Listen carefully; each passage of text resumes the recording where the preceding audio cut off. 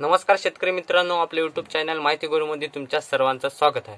तर मित्रांनो, या व्हिडिओमध्ये आपण बघणार आहोत की अतिवृष्टीग्रस्त शेतकऱ्यांना जे 13,600 रुपये हेक्टरी मंजूर झाले होते, ते मंजूर झालेले पैसे शेतकऱ्यांच्या खात्यामध्ये कधी जमा होणार, तर आपण या व्हिडिओमध्ये ते बघणार आहोत।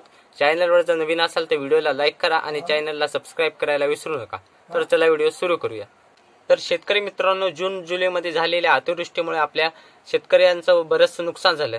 त्यासाठी एनडीआरएफ काय करत होते की आपल्या शेतकऱ्यांना काही मोबदला देत होतं। तर तो मोबदला होता 6,800 रुपये। पण मित्रांनो, यावर्षी शिंदे सरकार आलं, त्यांनी शेतकऱ्यांसाठी काहीतरी मोबदला ठरवला। तो मोबदला आहे मित्रांनो 13,600 रुपये।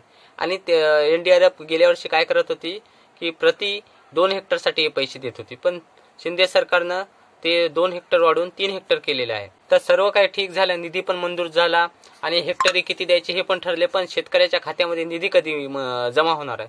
तर मित्रांनो, शेतकऱ्याच्या खात्यामध्ये निधी हा ऑक्टोबरच्या पहिल्या हप्त्यामध्ये किंवा सप्टेंबरच्या लास्टच्या हप्त्यामध्ये शेतकऱ्याच्या खात्यामध्ये पडू शकतो। मित्रांनो, माहिती जर आवडली असेल तर व्हिडिओला लाईक करा आणि आपल्या चॅनलला अशाच नवीन माहितीसाठी सबस्क्राइब करून त्या बेल घंट्याला टॅप करा।